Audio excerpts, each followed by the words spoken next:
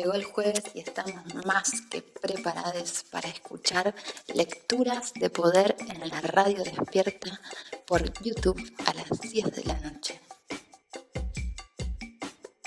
Hoy jueves, prepárate el matecito. Prendete una velita, prepárate el puchito. Hay un chocolate, un tecito de jengibre con este frío. O calor, de repente estás en el Caribe. Y nos encontramos a las 10 de la noche hora argentina. Vamos a leer maravillosos textos de poder para que despertemos juntos. Nos vemos.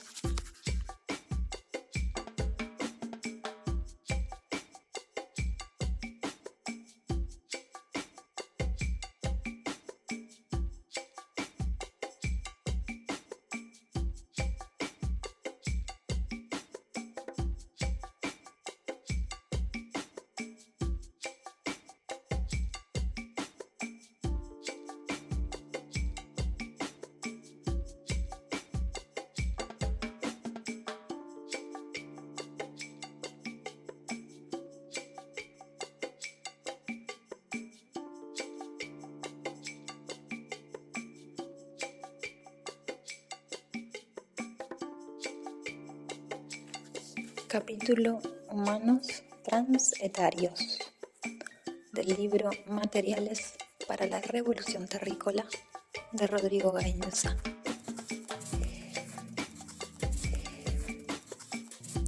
Subjetivamente, muy cerca de la punta terrícola de las chicas y chicos autorresponsables, se encuentra la punta de los humanos transetarios, refractarios a la somatización de las edades y sus atributos.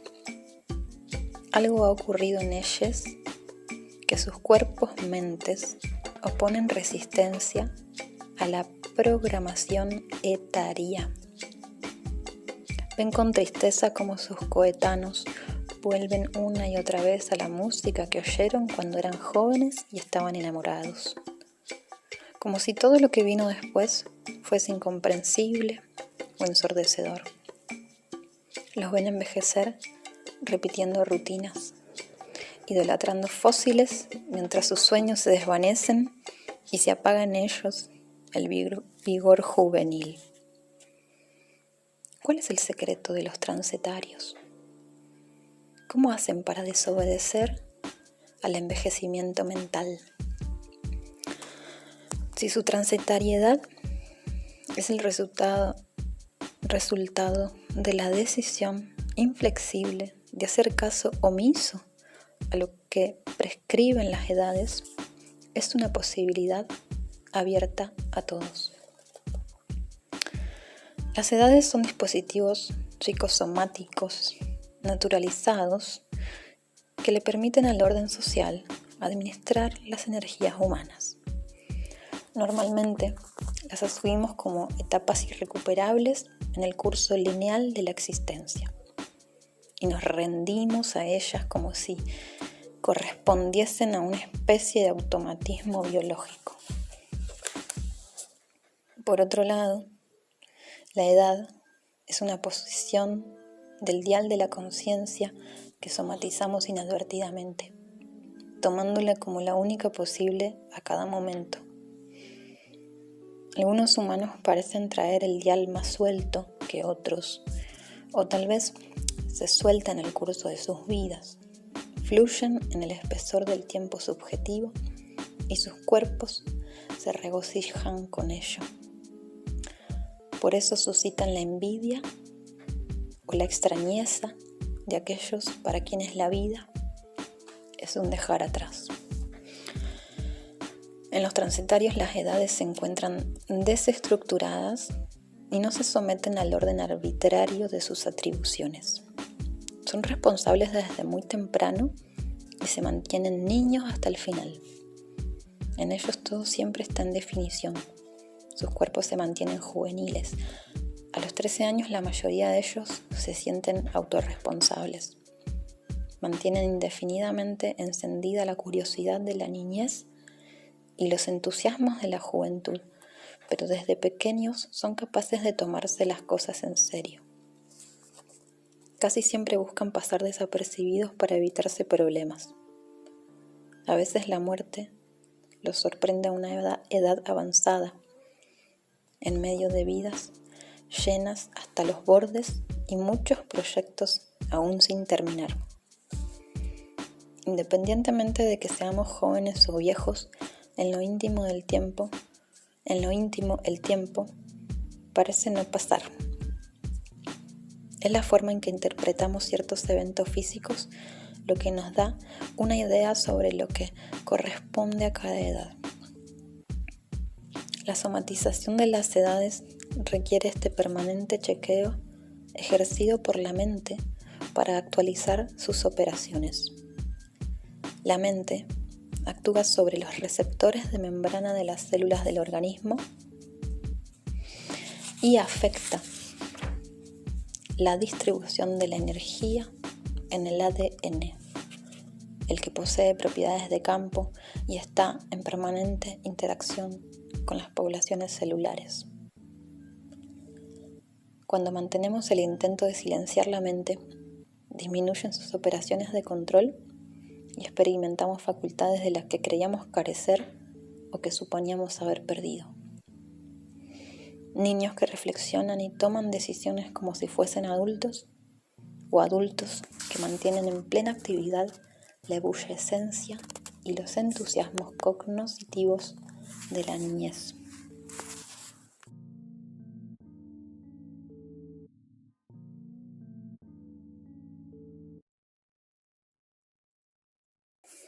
Impulsado por la mente foránea, desde los albores de la civilización, el orden social exprime las energías humanas para proporcionar alimento a sus instaladores. Su tasa de reproducción es escalar. Si a su alrededor no hay recursos para sostener la vida, los toma a la fuerza allí donde los haya. Domestica humanos, plantas y animales. Coloniza naciones de ultramar. Civiliza a los salvajes y subdesarrollados. Su obsesión narcisista es humanizarlo todo. Pero para poder hacerlo, previamente, ha tenido que dividir la existencia entre sueño y vigilia, concentrando la lucidez en uno de los dos segmentos del binomio. Dado que la atención ha sido fragmentada, los sueños se tornan caóticos e ingobernables y la vigilia se vuelve predecible y repetitiva. Tal ha sido el ocaso de la era del ensueño. La mente asigna la lucidez a la vigilia y la labiedad al sueño y comienza con ello la civilización. En base a las edades y sus obligaciones, la jornada se distribuye entre aprendizaje, trabajo y familia, disipando energía y dejando tras de sí una sensación de fatiga o desgaste. Se instala la idea del descanso como una actividad programada, junto con el sentido común desfalleciente de que ya no estamos para esos trotes. Vivimos la ilusión de que la juventud y el vigor no son más que una fase en la marcha inexorable hacia la senectud, en lugar de ser la somatización del equilibrio y la sintonía con el mundo. Niños infantiles, jóvenes inmaduros y viejos vinagres, empadronamos cada acción humana en el panel preformado de las edades.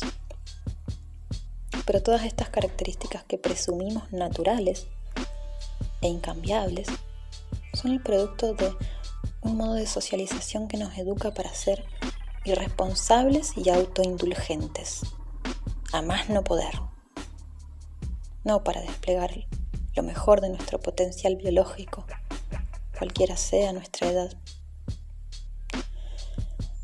Cautivos en la normalidad del envejecimiento, somos ancianos antes de ser adultos, porque mientras aprendíamos a hablar y caminar, establecíamos en el espesor del tiempo imaginario el destino senescente que nos asigna la cultura de la fragmentación.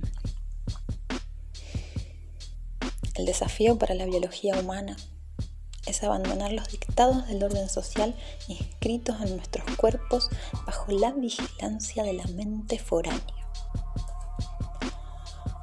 Intemperizar la vida cotidiana. Erradicar la naturalización de la cultura, eufemismo para la domesticación de la naturaleza. Abandonar las ideas preconcebidas acerca de nuestras capacidades. Vivir una corporeidad indiferente al paso del tiempo en que ha sido revocado el contrato que nos obliga al deterioro y la senilidad.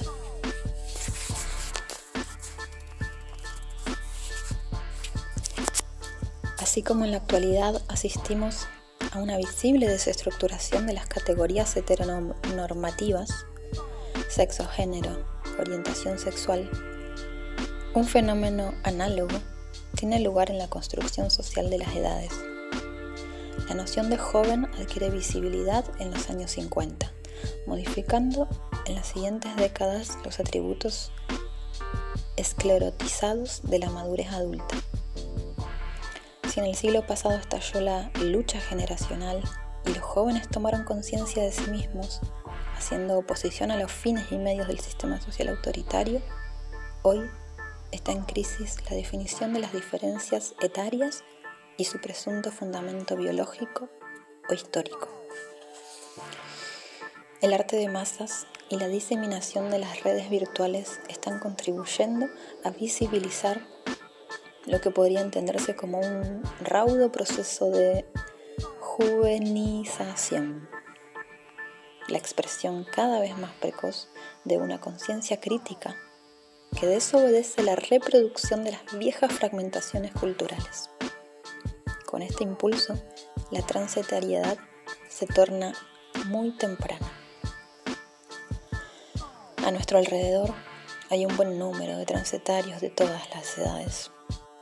Solo hace falta que tomen conciencia de sí mismos y construyan intersubjetividades en expansión.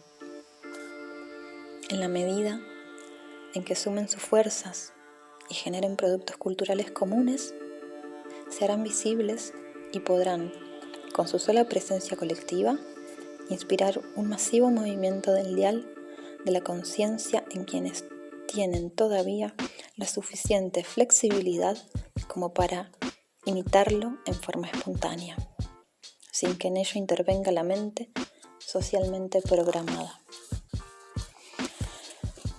El orden social teme y rechaza a quienes no permanecen en el futuro sido. Pero ¿cómo hará para contener la disolución feral de las edades? Apostamos por una condición humana transetaria, dispuesta a no desperdiciar ni un solo día en el viaje vertiginoso de la vida. Desde una edad muy temprana, los transetarios suelen mostrar confianza en sí mismos, concentración y responsabilidad, pero a la vez conservan a lo largo del tiempo el candor, la risa y el juego de la niñez. Recuerdan con vividez sus vidas como si todo acabara de suceder. Refractarios a las formalidades, viven vidas intensas y apasionadas porque toman conciencia de su fugacidad. En lugar de rendir culto al ayer, los transetarios navegan sin descanso en el presente de sus vidas, porque su corazón no conoce el mañana.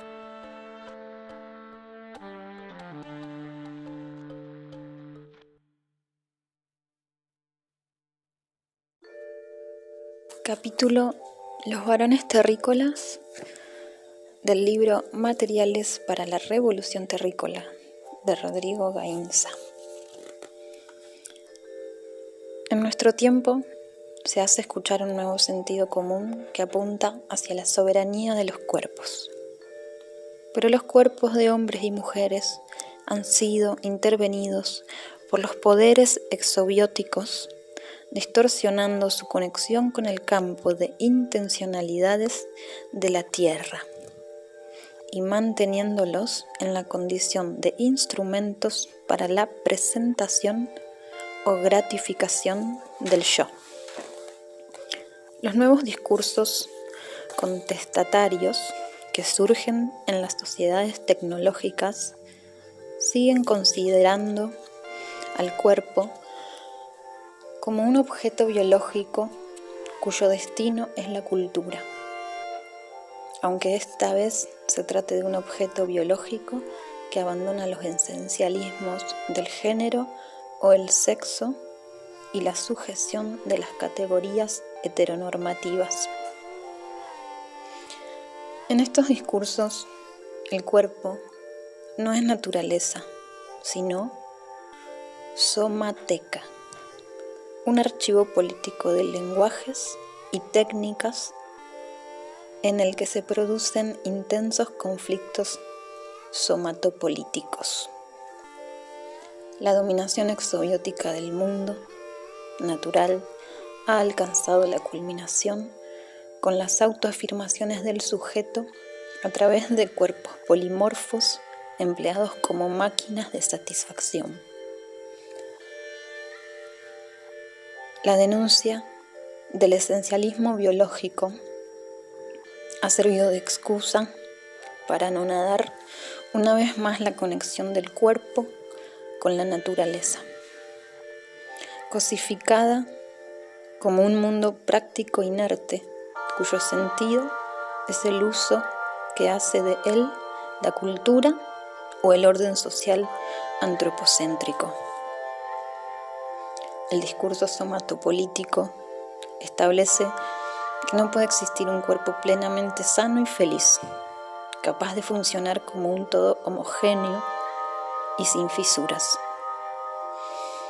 Reconoce las secuelas de la exobiosis: malestar, desequilibrio, domesticación, pero se rinde a ellas y legitima su perfeccionamiento, porque ha hecho de la manipulación tecnológica del cuerpo su estrategia de autoafirmación. Al capitular ante las coacciones de la cultura, la revuelta queer contra la heteronorma patriarcal se convierte en una revuelta cínica. La raíz de la desdicha no es la estandarización somatopolítica de los cuerpos, sino la reversión de la conciencia. Es la mente exobiótica la que se siente insatisfecha y somatiza su decepción a través del perpetuo enrarecimiento de las técnicas de producción o gratificación del cuerpo. Aunque se opongan a los oscurantismos heteropatriarcales, las banderas de lucha del posfeminismo no cuestionan el dominio exobiótico largamente ejercido sobre los cuerpos, cuyo fin es adormecer la conciencia terrícola. No obstante, los cuerpos de las mujeres están directamente conectados con los ciclos y pulsos de la naturaleza, lo que les otorga la capacidad de desplazarse entre diferentes ambientes de conciencia. En sus cuerpos están las compuertas para tomar contacto con lo desconocido. Al limpiar esa conexión de las distorsiones exobióticas, termina por abrirse un deslumbrante abismo. Es de notar que en gran medida la conciencia terrícola proviene de los hallazgos de las mujeres del Pleistoceno, quienes al explorar las facultades cognitivas de sus cuerpos tomaron contacto con la conciencia inorgánica de la Tierra. Tanto las categorías normativas como las autoafirmaciones chauvinistas obstruyen esta toma de conciencia. En uno y otro caso, el orden social se apropia de los cuerpos y sus rebeldías subordinándolas a las conveniencias de sus instaladores. Ya sabemos entonces cuál es el enemigo, pero si en virtud de las peculiaridades de su fertilidad, las mujeres pueden tomar contacto con las fuerzas espirituales de la tierra, ¿qué posibilidad tienen los hombres de abandonar los usos exobióticos que hacen de sus cuerpos? Como un producto histórico, la masculinidad refleja las intencionalidades del sistema social androcéntrico.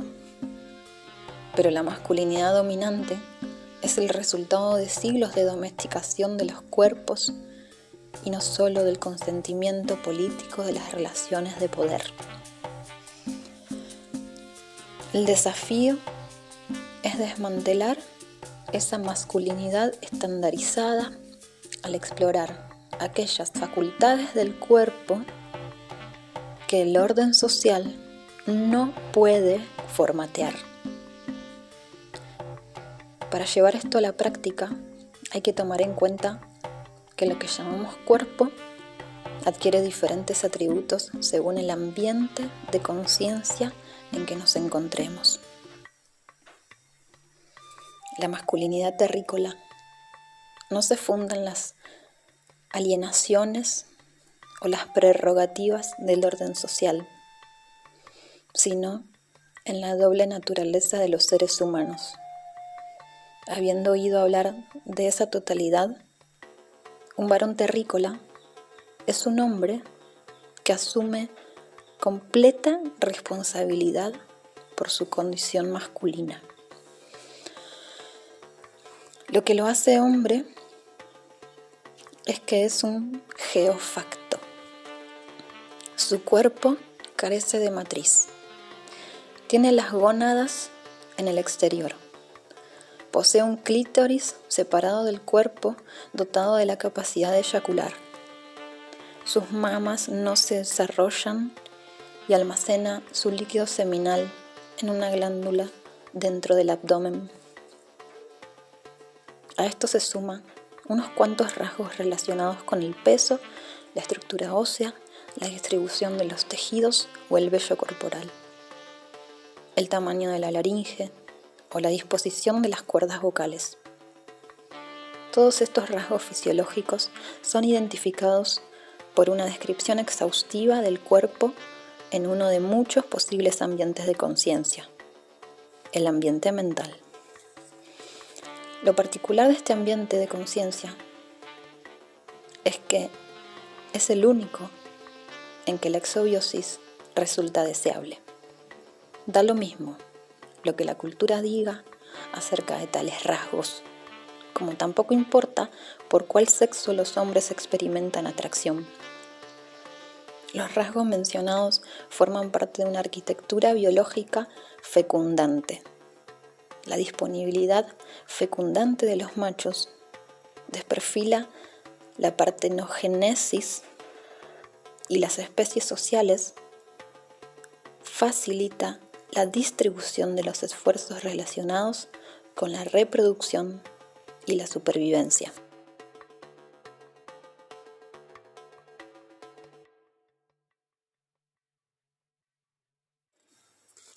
Consecuentemente, las responsabilidades de los hombres son aquellas específicamente relacionadas con sus características como seres masculinos, ya que el conjunto de responsabilidades que nos corresponden como humanos terrícolas no hace distinción de sexo.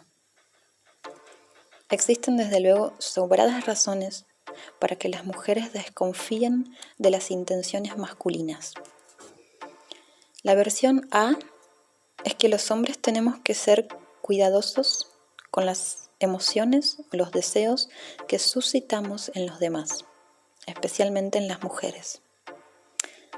La versión PG es que los hombres tenemos una mente predatoria y para ser impecables debemos alejarnos progresivamente de ella.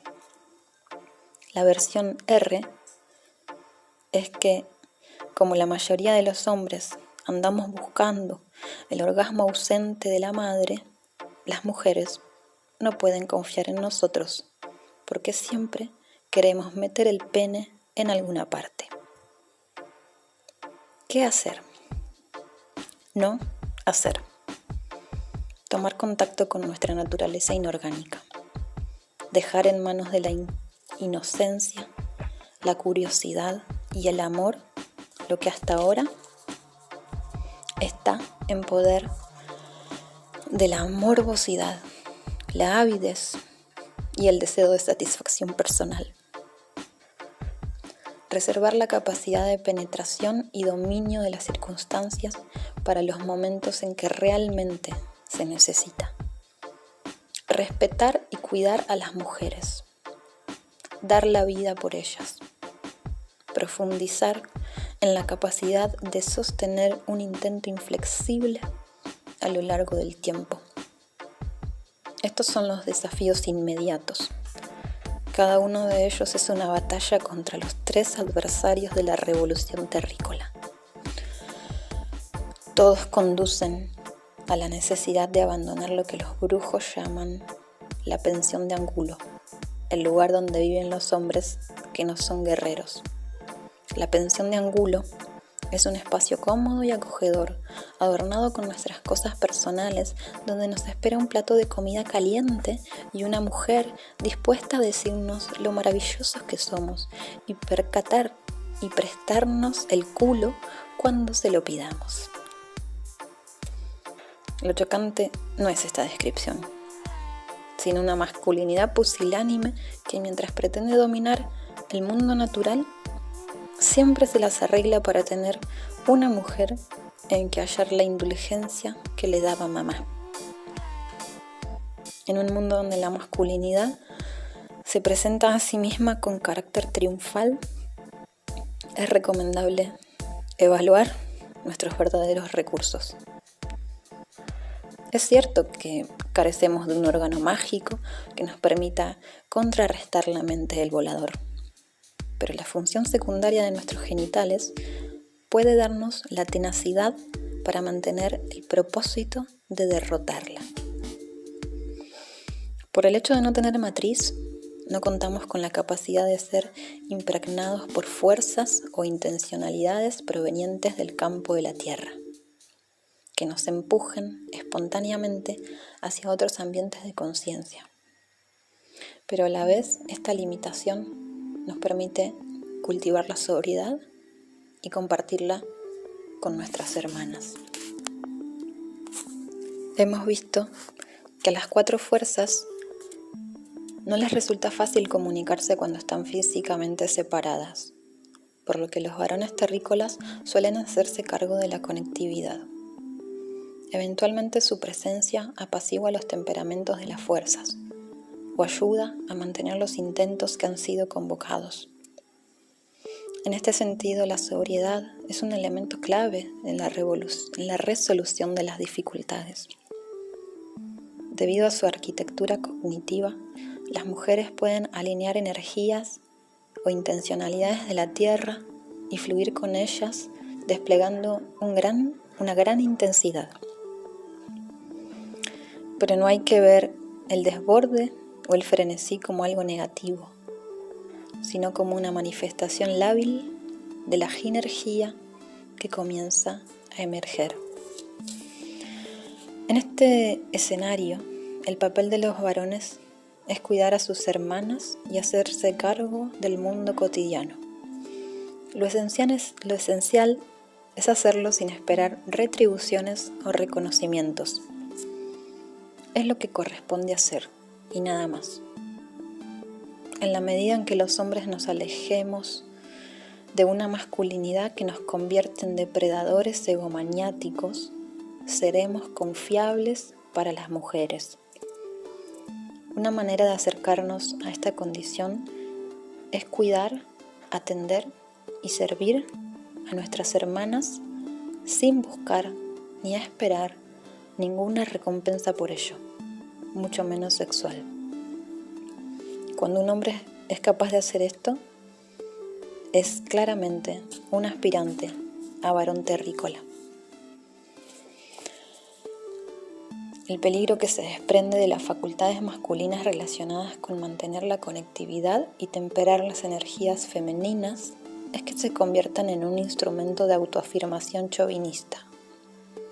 Si no se examina a tiempo, esta cuestión puede conducir a la idea totalmente infundada de que los hombres son indispensables y sin ellos nada puede funcionar. El desafío es que las mitades terrícolas estén en equilibrio. Los brujos enseñan que a los hombres les encanta convertir lo particular en general y sacar conclusiones antes de tiempo, lo que se debe a que están envueltos en lo concreto de su existencia biológica y buscan con ahínco una visión abstracta que solo logran concebir como una elaboración intelectual. Las mujeres, en cambio, en virtud de que están ampliamente conectadas con lo abstracto debido a la morfología tubular de su naturaleza inorgánica, aspiran a lograr el dominio orgánico de lo concreto y suelen quedar atrapadas en una constelación de practicalidades. La fascinación de algunas mujeres por lo práctico oculta el hecho de que, en el marco de la civilización patriarcal, se convierte en una compensación forzosa de su conexión natural con lo abstracto, la que genera una forma de conciencia que es por completo incompatible con la reproducción social de la exobiosis. Por este motivo, bajo el patriarcado, las mujeres han sido sometidas a una constante vigilancia por parte de instituciones normativas como la Iglesia o la clínica, cuyos representantes han aprovechado todas las oportunidades que han tenido para conducirlas a la hoguera o aplicarles electroshocks.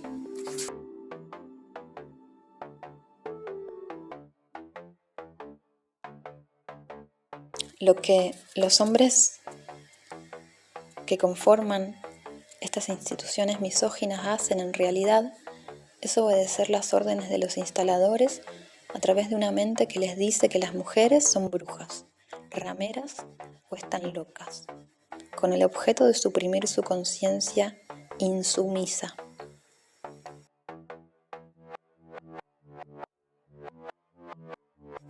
En Occidente, la implantación del cristianismo institucional consistió en la persecución y aniquilación de cualquier forma de soberanía femenina.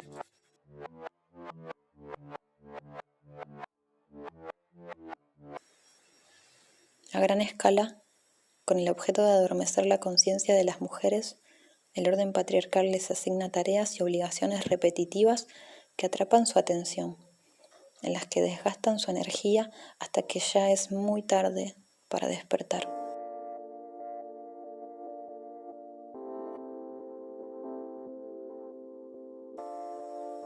Las mujeres que logran moverse con fluidez entre el mundo cotidiano y el mundo luminoso corren el riesgo de considerarse por encima de sus hermanas. Afortunadamente, la formación de los cuadrantes es el mejor antídoto contra las egolatrías femeninas.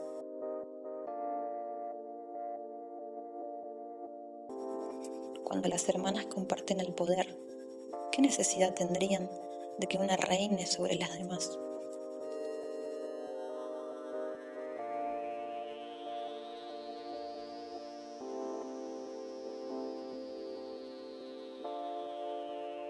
Cada una tiene liderazgo en su dominio. Lo que enseña la caída de las chicas superpoderosas de la antigüedad es que la acumulación del saber y el poder, en combinación con la importancia personal, conduce al extravío y tarde o temprano termina convirtiendo en escombros la arrogancia de quienes quisieron regir a los demás.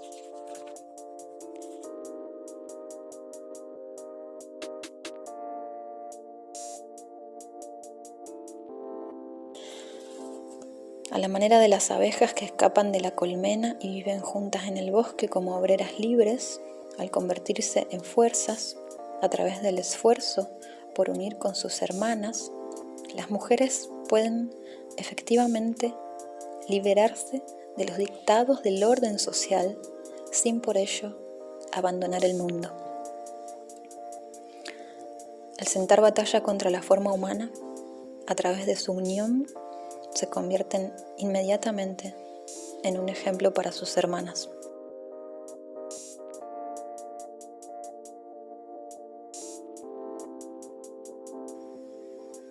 En los últimos 5000 años, los hombres han concentrado el poder y se han apropiado del ejercicio de la razón, alejándose de la endobiosis y construyendo civilizaciones en constante lucha y expansión.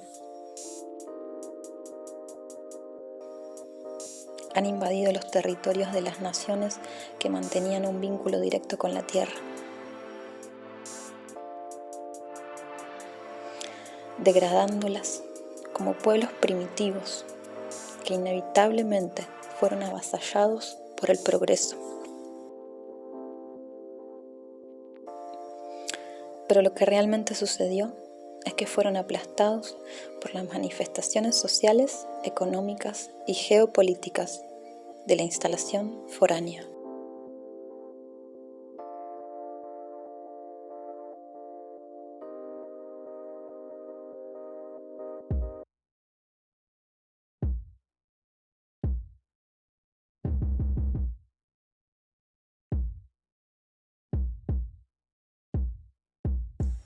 La condición masculina ha sido el principal instrumento del volador para convertir a la Tierra en un desierto cubierto de monocultivos humanos exobióticos.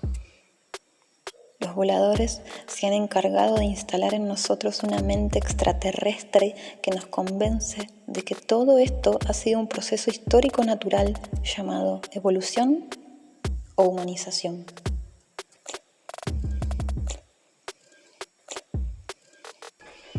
Proyectándonos hacia la biología artificial y la colonización de otros planetas. Tenemos la responsabilidad de encaminar nuestra condición masculina en otra dirección. Pero para lograrlo no será suficiente con los cambios que hagamos en nuestra vida cotidiana. Es necesario que tomemos contacto con aquellos aspectos de nuestro ser total que son refractarios a la cultura y sus ingenierías. Un ejemplo es averiguar que el cuerpo puede hacer mucho más de lo que creemos. Otro ejemplo es despertarnos en un sueño y llamar a nuestros compañeros para compartirlo con ellos.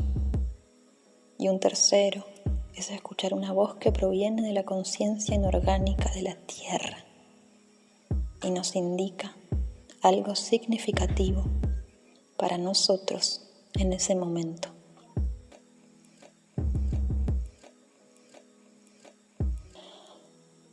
Los varones somos un derivado de lo femenino que surgió en el mundo de los seres orgánicos con el propósito de diversificar la conciencia. Pero poseemos también una naturaleza inorgánica que ha sido adormecida por la civilización exobiótica.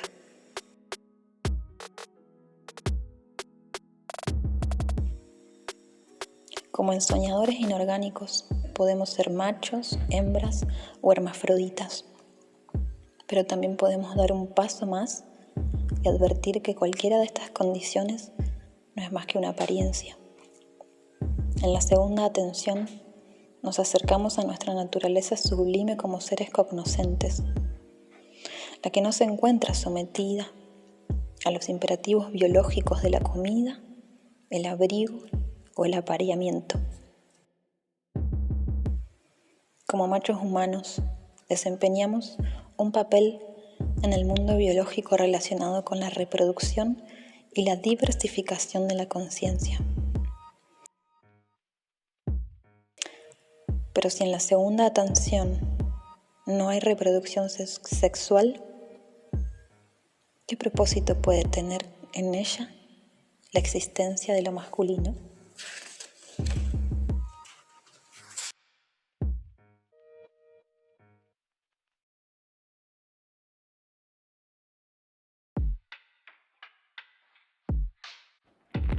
Ujú.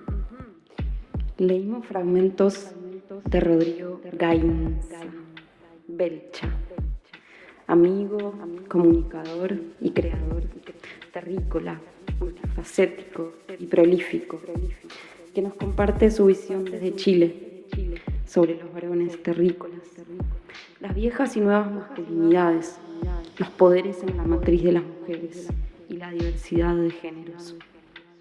Escribe sobre las razones que nos separan de la conciencia ancestral y profunda de la tierra, condición necesaria para dar fin a la fragmentación en la que vive la humanidad instalada desde el yo y sus relaciones de dominación.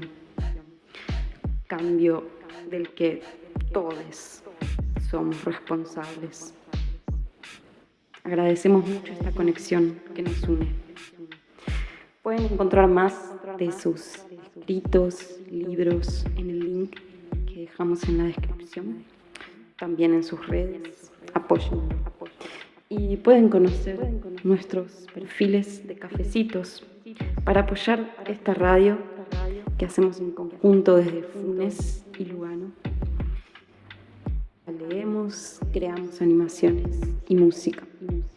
En el cafecito de Espacio Despierto encuentran talleres para practicar ejercicios para el cuerpo físico y energético, llamado Pases Mágicos. En Casa Elefante pueden encontrar talleres para la creatividad visual y otras cosas culturales. Gracias por apoyar la cultura emergente. Y nos preguntamos, ¿estás preparada para desobedecer?